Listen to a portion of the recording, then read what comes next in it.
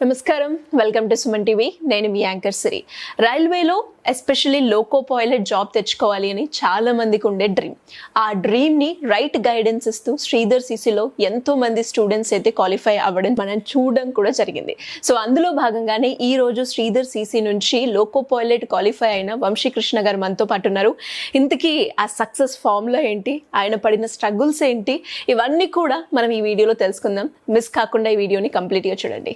Hello అండి వంశీకృష్ణ గారు. Hi ma'am. So first of all hearty congratulations. Thank you ma'am. So loco pilot job అయితే కొట్టేశారు. వచ్చేసిందండి offer letter? ఇంకా లేదు మేడం, అంటే నెక్స్ట్ 10 daysలో రావచ్చు అండి. గ్రేట్. అండ్ ఎలా అనిపించింది ఫస్ట్ రిజల్ట్స్ చూసుకోగానే? ఒక ఫీలింగ్ ఉంటుంది కదా, ఎలా అనిపించింది మీకు? నేను అనుకున్న 1 year టార్గెట్ నేను అచీవ్ అయ్యాను అనుకుంటున్నా. 1 yearలో జాబ్ కొట్టాలని అనుకున్నాను, కొట్టాను. గ్రేట్. అండ్ చాలా జాబ్స్ ఉన్నాయి కదా, పర్టికులర్గా గవర్నమెంట్ జాబ్లోనే, గవర్నమెంట్ సెక్టర్లోనే నేను రావాలి అనుకోవడానికి ముఖ్య ఉద్దేశం ఏంటి? అంటే అలా అని లేదు. యాక్చువల్గా నేను ఫస్ట్ బీటెక్ అయిన కాడి నుంచి మా పేరెంట్స్ని చూసుకుంటే, మా పేరెంట్స్ వ్యవసాయం చేసేవారు. మా పెద్దనాళ్ళు చూస్తే వాళ్ళ సంథింగ్ గవర్నమెంట్ జాబ్లోనే సెటిల్ అయ్యారు. సో వాళ్ళని చూసి నేను కూడా సెటిల్ అవ్వాలి అంటే, మా పెద్దనాళ్ళు వాళ్ళ ఫ్యామిలీ ఏమో ఒక రేంజ్లో ఉంటుంది, మాదేమో ఫార్మర్ అంటే కొంచెం వాళ్ళకన్నా లోకనే ఉంటాం. కానీ వాళ్ళు చిన్న వయసులో ఇద్దరు సమానంగానే ఉన్నారు. కానీ ఎదిగాక వాళ్ళ పిల్లలకు డిఫరెన్స్ అంటే, వాళ్ళ పిల్లలు హయ్యర్ స్కూల్స్లో చదివారు. ఇప్పుడు వాళ్ళు చూస్తే అంటే అమెరికా వెళ్ళారు వాళ్ళ పిల్లలు.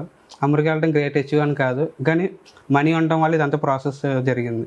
సో ఇటు పక్కన నేను చూస్తే నన్ను బాగానే చదివించారు, కానీ ఎక్కడో దేనికైనా వెళ్ళాలంటే మనీ ప్రాబ్లం అయ్యేది.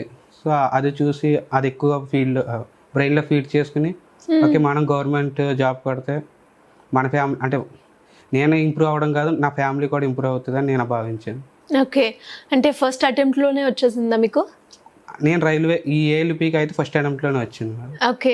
మరి శ్రీధర్ సిసిలో ఏ కోర్స్లో జాయిన్ అయ్యారు మీరు? నేను ఇనిషియల్గా బ్యాంకింగ్ అని జాయిన్ అయ్యాను. కోచింగ్ అయ్యాక నాకు హెల్త్ బాగోక నేను ఇంటికి వెళ్ళిపోయాను. దాని తర్వాత కరోనా వచ్చింది. కరోనా వల్ల నేను ఇంకా అక్కడ ఉండిపోయాను. తర్వాత ప్రైవేట్ సెక్టర్కి వెళ్ళిపోదాం అని చెప్పి ఇంక బ్యాంకింగ్ మానేసి అటు ట్రైల్ వేస్తే అటు జాబ్ వచ్చింది.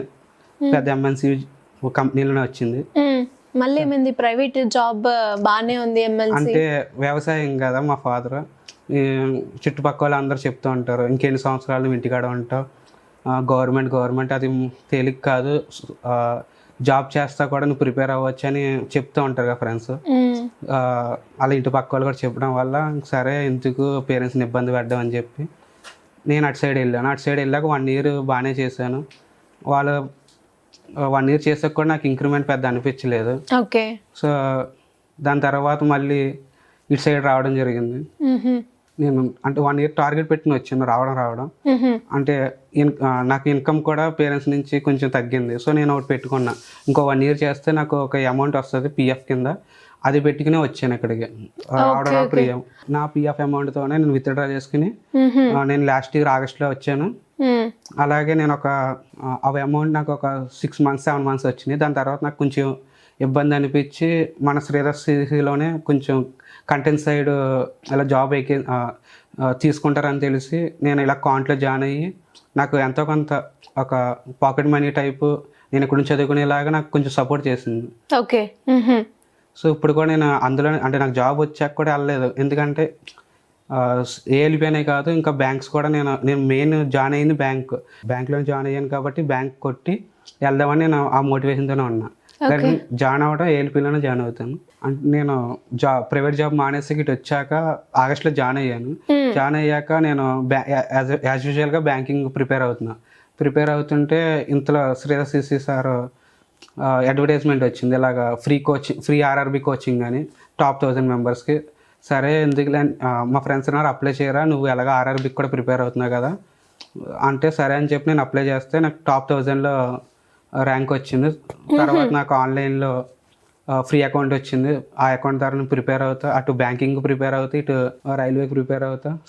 ఓకే అంటే శ్రీధర్ సిసి వాళ్ళు ఏదైతే గ్రాండ్ టెస్ట్ కండక్ట్ చేసి ఫ్రీ ఆపర్చునిటీస్ ఇచ్చారో సో అందులో మీరు సెలెక్ట్ అయ్యారు. సెలెక్ట్ అయ్యాను. ఓ గ్రేట్. అండ్ దాంతో పాటు చాలా మందికి ఉండే డౌట్ ఏంటి అంటే నార్మల్ స్టూడెంట్స్ కి ఇచ్చే ఫెసిలిటీయే ఫ్రీ గ్రాండ్ టెస్ట్ వాళ్ళకి కండక్ట్ చేసినప్పుడు మేము ఇస్తాము అని చెప్పడం జరిగింది. అవన్నీ ఫుల్ఫిల్ చేశారా? Yes madam. మెటీరియల్ ఇచ్చారు. అంటే వాళ్ళు అమౌంట్ కట్టి వాళ్ళకి ఏ ఫెసిలిటీస్ వస్తే మాకు అయ్యే ఫెసిలిటీస్ వచ్చాయి.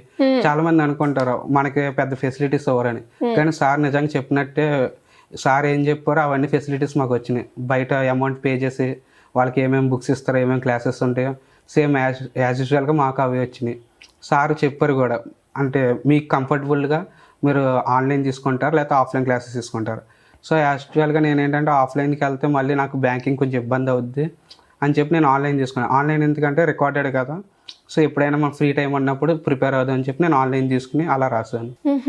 సో అలా మీకు గవర్నమెంట్ జాబ్ లోకో పైలట్ వచ్చింది, రైట్? గ్రేట్. అండ్ దాంతోపాటు మరి వచ్చిన తర్వాత పేరెంట్స్కి చెప్పారా? వాళ్ళ ఫీలింగ్ ఎలా ఉంది, వాళ్ళ ఎక్స్పీరియన్స్ ఎలా ఉంది? అంటే నేను యాక్చువల్గా ఏది ఇంకా ఫుల్ ఫ్లెడ్జ్గా చెప్పలేదు మేడం. అవునా? సో ఇప్పుడు డైరెక్ట్గా ఒకసారి మీ పేరెంట్స్కి కాల్ చేసి నాకు జాబ్ వచ్చిందని చెప్పండి. ఓకే మేడం, చెప్తా. ఒకసారి కాల్ చేయండి. హలో అమ్మా, నేను వంశీన్. అమ్మా నాకు రైల్వేలో జాబ్ వచ్చింది. ఇప్పుడు జాయిన్ అవ్వాలి అంటే నెక్స్ట్ 10 days లో తెలుస్తుంది అమ్మా. చాలా సాధించారా? అది నాన్నకు కూడా చెప్పు. ఇక నాకు చెప్పు, నాన్న ఎందాక అడిగాడు మా చెప్పే నాకు. ఇక తెలుగు మాట్లాడు. హలో నాన్న, నాన్న అదే నాకు రైల్వేలో జాబ్ వచ్చింది. థ్యాంక్స్. ఓకే సరేనా, జాగ్రత్త చేసుకోమ్మా. సరేనా. సూపర్ అండి. వన్స్ అగైన్ మీకు కంగ్రాచులేషన్స్. అండ్ వాళ్ళు కూడా చాలా హ్యాపీగా ఫీల్ అయ్యారు, సాధించావు అని. మీ నాన్న కూడా వెరీ వెరీ హ్యాపీ అని ఫీల్ అవుతున్నారు కదా.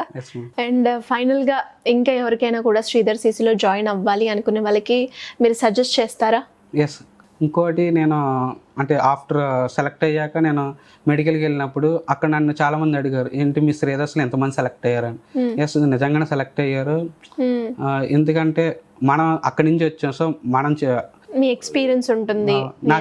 నాకు ఎంతో కొంత హెల్ప్ చేసింది నేను చెప్పుకోవడం తప్పులేదుగా. అలాగే నాకు జాబ్ వచ్చిందంటే శ్రీధర్స్ వాళ్ళే. సో అందువల్ల నేను చెప్పాను, సో నువ్వు మీకు తెలిసిన వాళ్ళు ఎవరైనా ఉంటే శ్రీధర్స్లో జాయిన్ చేయించు, ఉపయోగపడుతుంది. ఓకే, శ్రీధర్ సిసి గురించి ఒక 1 word లో చెప్పాలి అంటే? శ్రీధర్స్లో జాయిన్ అవ్వడం వల్ల నేను అంటే నా మనీ వేస్ట్ అయిందని నేను అసలు అనుకోను. ఓకే, వర్త్ ఉంది. అండ్ నేను పే చేసిన దానికంటే ఎక్కువ యూటిలైజ్ చేశానని నేను భావిస్తున్నా. గ్రేట్. అండ్ చివరిగా మిమ్మల్ని ఒకటి అడగాలనుకుంటున్నాను. అంటే మనం ప్రిపేర్ అయ్యే ప్రాసెస్లో, మనకి జాబ్ రాని ప్రాసెస్లో మనల్ని సూటిపోటిగా అనేవాళ్ళు చాలా మంది ఉంటారు. సో అవన్నీ ఖాతాలు రాసుకునే ఉంటారు కదా. సో ఆ బాకీ తీర్చేసుకుందామా? సార్ చెప్పారా యాక్చువల్లీ ఇవన్నీ ఇలా రాసుకో, తర్వాత నీకు జాబ్ వచ్చాక తిరిగి మరి వచ్చేసింది, తిరిగి ఇచ్చేయాలి కదా. ఇచ్చేసేయండి. మరి ఎవరికి ఇవ్వాలో అంటే నేను స్టార్టింగ్లో ఉన్నప్పుడు వన్స్ ఇక్కడ జాయిన్ అయ్యాక కరోనా తర్వాత నాకు 3 years అయ్యింది కదా, నువ్వు ఇంకా జాబ్ చేయట్లేదు, మీ పేరెంట్స్ మీద డిపెండ్ అయ్యి బతుకుతున్నావు కదా అన్నప్పుడు నాకు చాలా అది తీసుకోలేకపోయాను. తర్వాత నేను ఒకటే అనుకున్నా, ఏదైనా గట్టిగా కొట్టాలని. సరే అని చెప్పి సాఫ్ట్వేర్కి వెళ్తే అక్కడేమో నాకు అంటే నేను అక్కడ ఉండడానికే డబ్బులు సరిపోయాయి తప్ప మా ఇంటికి పంపడానికి కుదిరేదే కాదు. సో ఇది కాదు లైఫ్ అని నెక్స్ట్ నేను ఇలాగ బ్యాంకింగ్ సైడ్ వచ్చాక ఇలాగ గ్రాండ్ టెస్ట్లో క్వాలిఫై అవ్వడం, తర్వాత ఏఎల్పి సెలెక్ట్ అవ్వడం. అప్పుడు నేను అన్న వాళ్ళ వల్ల సో ఇప్పుడు నేను నెగిటివ్గా తీసుకోకుండా ఓకే అది నా సక్సెస్కి ఒక పాయింట్లో తీసుకుని నేను జాబ్ కొట్టాను. సో వాళ్ళ వల్ల నేను ఏది నెగిటివ్గా తీసుకోవాలి, పాజిటివ్గానే తీసుకున్నాను. ఓకే, సో ఒక రకంగా వాళ్ళు మీ గ్రోత్కి ఒక రీజన్ అయ్యారు, అంతేనా? Yes madam. ఎనీవేస్ కంగ్రాచులేషన్స్ అండి, all the best for your future. And మీరు మీ పేరెంట్స్ని ఏదైతే అనుకున్నారో అదంతా కూడా ఫుల్ఫిల్ అవ్వాలని మనస్ఫూర్తిగా కోరుకుంటున్నాను. Anyways thank you so much. Thank you.